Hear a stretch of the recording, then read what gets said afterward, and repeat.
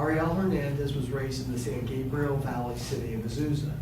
He's a doctoral student at UCLA in gender studies, finishing his dissertation. His research focuses on sport coaching education and policies of athletic safety in Los Angeles area public high schools. I mean, very important with what we're learning about, brain damage with football and that kind of thing. He's an educator and teaches courses in the area of disability studies, sport, and contemporary Puerto Rican history, both in the university and at community events. When he was younger, Ariel competed for the Puerto Rican national badminton team. Well, after retiring from competition, he became a sports coach and is deeply committed to working with and mentoring young people. Ariel believes sports are crucial for healthy, inclusive community building efforts. Thank you.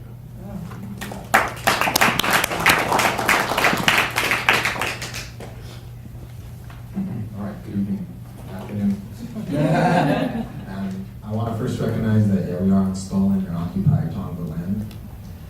And thank you to Repair, Claudia, Beth, my parents, my siblings, my partner, and my first badminton coach, Bob.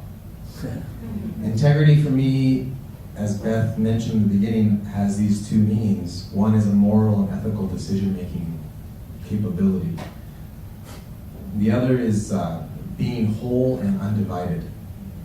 So I'm immediately associated to the second definition, and to me it brings up the act of building and building strength.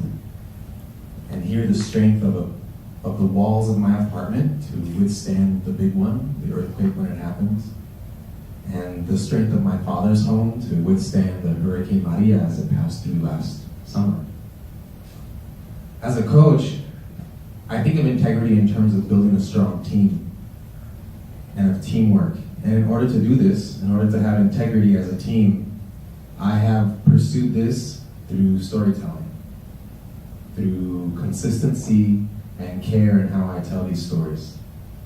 I coach co-ed badminton at Azusa High School. And yes, it's co-ed. It's the only co-ed sport in high school competitive competition.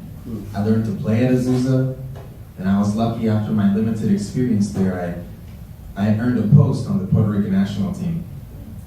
After retiring from the professional competition and beginning my PhD process here in Los Angeles, I returned to Azusa High School as a coach, back at home. I'm not really sure how everybody here feels about sports, and there's certainly enough information recently in the news that can show sports for youth are not safe. They're violent, they're destructive, they hurt body, mind, they hurt your soul. But I do want to ask you to reflect on your sports history and that of your kids or the young folks that are in your care. Why would you put them to play sports? What is it that we learn through there? I'm here to point towards coaching, what I do, as a healing practice, as a healing endeavor. And I want to relate this afternoon how I became a storytelling coach. And how, through my committed storytelling, I try to make practice in the gym a safe place for every student.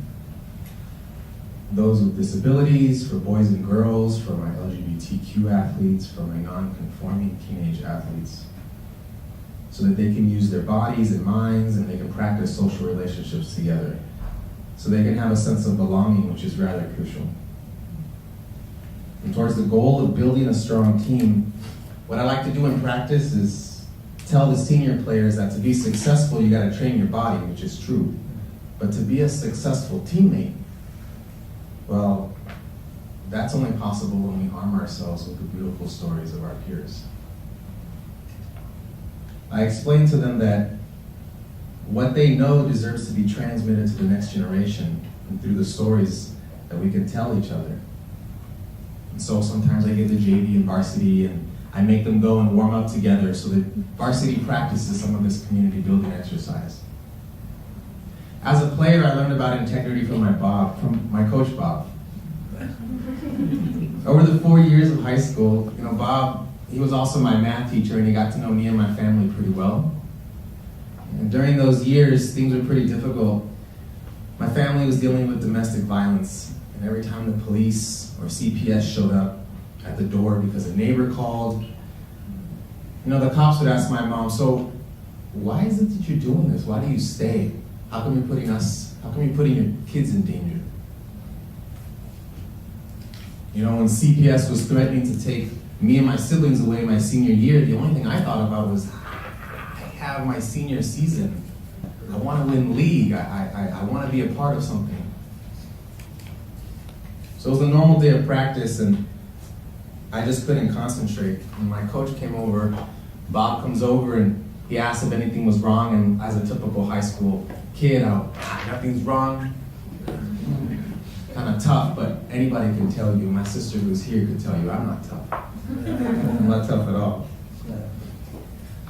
So Bob understood that, and he sensed he had that coaching intuition, and he just said, you know what? Why don't you take 5? Go in the locker room. So I picked up my bag, I picked up my rackets, I headed towards the locker room, and as I walked past him, I said, you know what? I don't even know if I'm going to be here tomorrow. And I was alone in the locker room. Scared. I was scared to go home, maybe. That's it. So Bob came in and he sat next to me. What's going on? You know, in the moment in the locker room, alone with him, I felt safe. I could tell him what was going on. I could tell him about knives, broken dishes, bruises. You know, maybe it was better for me to run away, or maybe it was better for me to leave school, but you know, I don't know if Bob remembers. I do. He listened to me and he told me the story of older players, you know, the folks that I had revered when I was a freshman. He told me how they struggled with family, with school, with themselves. And I felt supported by those stories. I felt closer to these people who I had only known through their records of achievement. So that conversation got me to come back to the gym the next day, and that conversation offered me the space to work with my teammates on something we were invested in. And you know, within the context of my home life, the context of my community that was under an active FBI gang injunction, in the context of having armed police guards on campus, being a part of something bigger than myself was important. Being a part of something bigger than myself allowed me to be myself in that context. And Bob would tell me of stories of athletes, of girls and boys competing together, training hard together. At 19, before I went to Puerto Rico to play on the national team, I returned as an assistant coach 1 year, and my sister, who's right here, was on the one of the stars of the team. We made it all the way to the semifinals. We lost to a team in a really close game that was rather contentious, and in that game I just let it get a hold of me, and I confronted the other coach with his players that were acting kind of a fool, and I said, keep your player under control. But it was a lot more harsh than that. I shouldn't have said it like that. All of a sudden I had the entire U.S. national team up in my face telling me, what are you doing? Get out of here. You can't talk like that. So I walked away. Because again, I'm not tough. And that ride home was really solemn. And the next thing we did, we got there, we all went to the coach's room to recap the game together, as we should. And in that room, in the muggy office that smelled like socks, and in front of the people that had coached me, Bob, he didn't call me out. He called me in.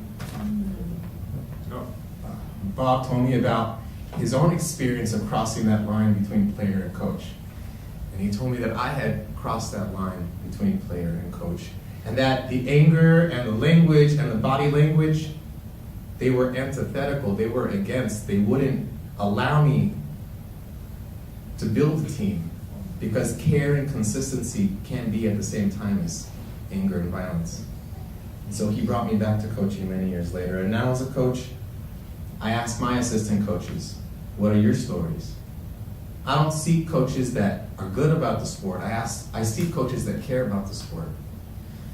I seek coaches where we can all hang out in the parking lot next to our 90s Honda Civics. You know, we can talk about How some of us are driving with expired tags, and we can reflect on the conversations that had an impact on us, and we can reflect upon the conversations that are still real 20 years later. We can reflect on the conversations that keep us coming back. So I want to leave everybody here with what I asked my players the first day. What are we doing here? When we get to look around and we see walls of silence, but we're together, what are we doing here? And at that moment, all these freshmen, yo, coach, you know what we're doing here? We're getting six-pack for the beach. What are we doing? We're learning badminton, becoming healthy. And I don't say anything. And the last day of practice, I asked the same question, what are we doing here? And this time they're all silent. And I'll mind you, high school kids got a lot to talk about. When you get high school kids silent, to me, when they're silent because they're reflecting, because they're thinking, I don't know about you, but in that moment in time, I got a lot of hope. I got a lot of wonder about the future. I know that these students that are going to be the next leaders have a lot of integrity. And I hope that as a coach, that's what I can bring to the moment.